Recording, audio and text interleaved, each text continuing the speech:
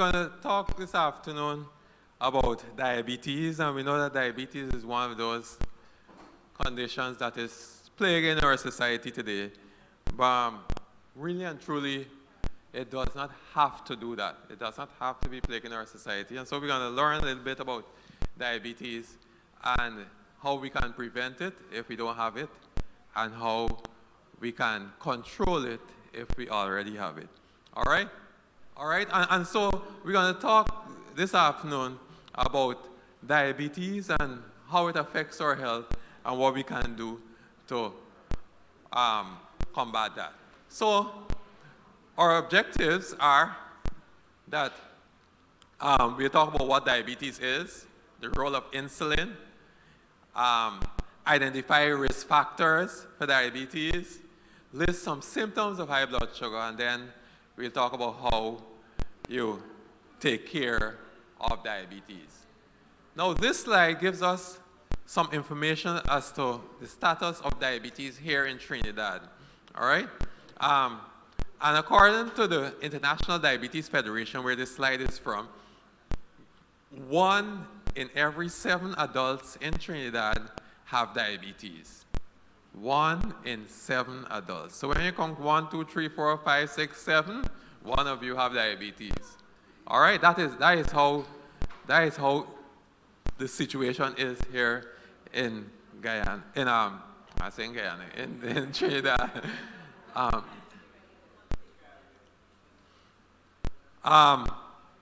So on average, based on the report, we have a little over 140,000 persons in Trinidad with diabetes. What is even worse is that close to 40,000 people in Trinidad does not even know they have diabetes. All right, so they're going around the place feeling good and everything else, but they have diabetes. All right? Money spent on diabetes.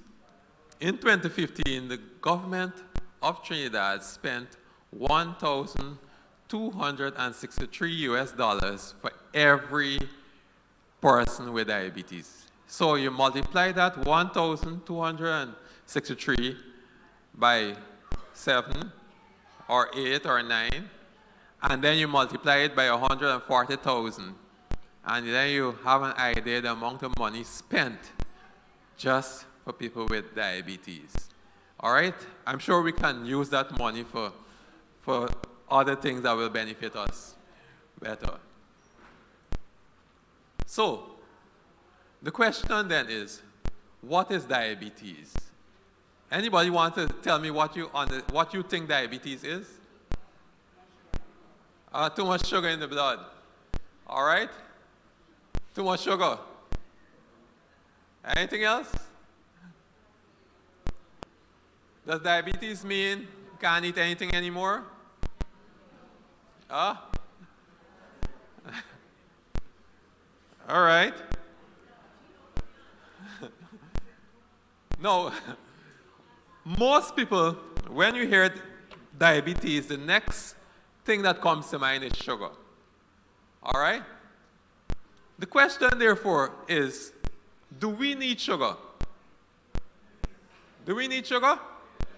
Yes. But why do we need sugar? For energy, yes. So if we need sugar for energy, how is it that sugar is the problem with diabetes? That don't add up. Does it add up to you? If we say that sugar is the problem for diabetes, but we still need sugar for energy, that doesn't add up. So therefore, the problem with diabetes is not a sugar problem, but it is what we call an insulin problem. Insulin is a hormone in our body that is responsible for taking care of the sugar when we take it into our bodies. All right? So either the body does not make enough insulin, or the body doesn't use the insulin effectively. So, what is insulin? It's a hormone made by the cells in the pancreas. All right? A pancreas is an organ in our body that is responsible for producing insulin among other things. So it produces insulin, and insulin works as a key to open the doors of the cells. So what happens is that when we eat our food, the carbohydrates in the food turns to sugar. The carbohydrates in your food turns to sugar. So let's stop and identify these foods that turn to sugar in our body. Remember we say we have to have sugar. We agree with that? That we need to have sugar. So let's look at the food that we eat that turns to sugar. Let me hear you. What are carbohydrate foods? Rice, flour, cassava, macaroni. What else? Sugar, yeah, sugar. Yeah. Ice cream. Yes. Cake. Yes. We having them. Any more? That's all? No, man, that's not all. Mango. Yeah, mango. And your oranges. Your watermelon. Yes. Your coconut water. Yeah. Yes, your coconut water. Your oats. Yes, your oats. Yes. Your cereals. Your provisions, your banana, green or ripe, your sweet potato, right? All of these things, turn to sugar in your body. All right? Now, I hear somebody ask, what are we going to eat? But didn't we say that we need to have sugar? Yes. Right. So we need to have sugar, and these are the things that put sugar in our bodies. All right? Now, when the sugar enters our body, or when we eat, it goes to our stomach, turns into sugar, and then it leaves the stomach and goes to the liver. The liver now is responsible for distributing the sugar around the body. There are three places sugar go in our body. The first place is that the liver keeps some for itself. Now, they tell you, the old people say that when you get your salary, you must put up some for the hard time, or they don't tell you that in Trinidad. Yes, they tell you that in Trinidad as well. Right, so the liver knows that as well. So the liver decides to keep some of the sugar, because remember we saying the sugar is for energy. So the liver realizes that there are some times when the energy would go low, and so it will have to use some. So he keeps some energy for some of the sugar for itself. The second place that sugar goes is to our muscles. So that is why we encourage you to exercise. When you exercise and move those muscles, you basically are using up the sugar that goes to the muscles. And guess what? You don't need any insulin for that sugar to break down in the muscles. So we encourage you to exercise, because some sugar goes to the muscle to make energy there. By the way, what do you think happens to that sugar if we don't exercise that goes to the muscle? Anybody can guess what happens to it? It's spoiled, yeah, but when it's spoiled, what it becomes? Yes, it's spoiled indeed, and it turns to fat. It turns to fat. Yeah. All right? It turns to fat. Now, the third place that sugar goes, which most of the sugar would go, is to the cells of our body. It is inside of the cells that energy is manufactured. All right? So the sugar has to go into the cell, and the cell would use sugar to make energy. And that is how we get enough energy to run and walk and do our housework and things like that. All right? Now, the problem is that sugar can't just walk into the cells. It needs a key to open the door of the cell so that it can get in. Anybody can guess what that key is? Insulin. Insulin is that key that opens the door to the cell so that sugar can get in. The problem with diabetes is either there's not enough keys to open the door or the keyhole is blocked up. All right, you might have the right key, but somebody pushed something in the keyhole, you still can't open it. All right, so one of those two things is happening when somebody has diabetes, or both of them. Either there's not enough insulin being produced by the pancreas, or the keyhole is blocked up. Can you guess what the keyhole will be blocked up with? Fat, yeah. Fat is what it is blocked up with. So that is the problem with diabetes. So the next question then is, why do you think people develop diabetes? Anybody? Why do you think people develop diabetes? How they allow it to block up the cell? What is it that people, how do people, too much carbohydrates, all right? Any other reason why people develop diabetes? Stress, all right, Any other reason? Lack of exercising, Any other? What if I told you, look at that. Too much fried chicken? Look at that. You see what is written there? No one knows why persons develop diabetes.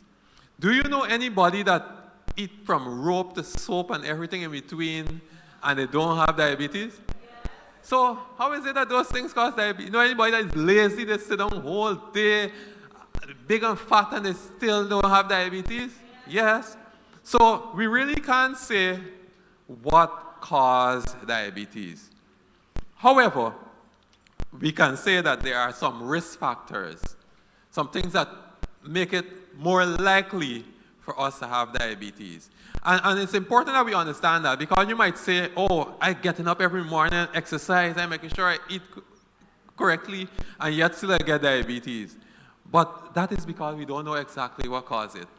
But when we do those things, we're basically minimizing the risk of developing diabetes. So let's look at some of these risk factors that put us, that make it likely for us to develop diabetes. Things like getting older, being less active, being heavier, right? Overweight, all right? Diabetes run in the family, genetics, all right? Some people may have mother or father with diabetes, a brother or sister with diabetes. It makes it more likely for you to have diabetes. But the thing is, as we go through these risk factors, I want you to pay attention to them and try to identify what you can relate to, all right? So we started talking about getting older, we talked about less active, being overweight, diabetes in your family, and the more risk factors you have, the more at risk you are, all right? We're looking at some more risk factors. Ethnicity, all right? And you notice there that every one of us here in Trinidad fall under one of those ethnic groups that are at risk for. So there are some of these factors that you have no control of. We can't say that, oh, I don't want to be born in this kind of family. Anybody can make that decision, oh, where you want to be born? No, but there are some that we have some control over, all right? Age is another. I mentioned age earlier, but from the time you're 40 years old, you become at risk right away there, just by getting older, all right? Can anybody say, oh, I'm not gonna reach 40, I'm gonna stay at 30 years old for the rest of my life? Anybody can say that? No, we have no control over that. Women that give birth to children 9 pounds and over, both the mother and the child is at risk for diabetes. All right? Women that have diabetes only during the pregnancy, gestational diabetes, you are at risk for diabetes later on. And so it's important that we understand these things so that we can put measures in place to delay or prevent diabetes. So you might say, oh, I only have diabetes when I'm pregnant, and then it goes away. It doesn't really go away. It don't go away unless you put measures in place to make sure that it goes away. All right? We talked about being inactive. Exercising less than 3 times a week puts us at risk. Somebody mentioned stress before. All right? And stress can be seen from 2 perspectives. Stress could be your worries and your problems and your bills and rent and those things that the husband and wife that give you a problem, and the daughter and son giving you a problem. But stress can also be related to what is happening internally. So you might be sick, you might have arthritis, all right? And that arthritis is causing a lot of pain. That pain is a stress to the body. And we're saying that these things add up to contributing to you developing diabetes. All right, we continue to look at some other risk factors. Now, these risk factors are what lead to the keyhole being blocked up. The keyhole being blocked up. You ever hear women talk about polycystic ovaries? Yeah, women with polycystic ovaries are at risk for developing insulin resistance, which is where the keyhole is blocked up. All right, and insulin resistance will eventually lead to diabetes. Anybody ever heard of that other word there? Acanthosis nigricans? You never hear that. All right. You never hear the word, but I know you have seen it already. And so I will show you what it is shortly. So acanthosis nigricans leads to insulin resistance as well. Then there's metabolic syndrome. Now, metabolic syndrome, whenever we talk about syndrome, we're talking about a number of things occurring one time in the body. And this is what occurs with metabolic syndrome. You go to the doctor and they take some blood tests. One of those blood tests is for fats. One type of fat in the body is the triglycerides. If that triglycerides is over 150, you have ingredient number 1 for metabolic syndrome. Then you hear about the good and bad cholesterol. Anybody hear about that? Yes. All right. So the good cholesterol, well, they're not really good and bad, but we just say good and bad to help you to understand a little bit more. So the one we call good cholesterol, if it's less than 50 in women, less than 40 in men, it means that you have ingredient number 2 for metabolic syndrome. If your blood pressure is high, that is another ingredient for metabolic syndrome. And if you have a large waist, more than 35 inches in women, more than 40 inches in men, it means that all of those combined make up metabolic syndrome. She tried to say something there. Yeah. No. Anybody ever see that? You ever see that? Yeah. That's behind somebody's neck. All right? That is what we call acanthosis nigricans. Acanthosis nigricans. No, listen carefully. This does not mean this person did not scrub the skin well this morning. All right? Because you can scrub that from now till tomorrow next year, and it will not remove. This is a sign that the body is struggling to deal with sugar. Now, this person could be going to the doctor doing all the blood tests, and everything comes back normal. Why?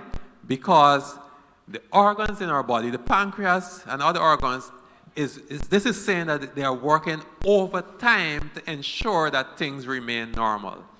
All right, so you might go to the doctor and check up and thing, and everything is normal, and you think you're good, but you're not good. Once you're seeing this, it is a sign that the body is working overtime.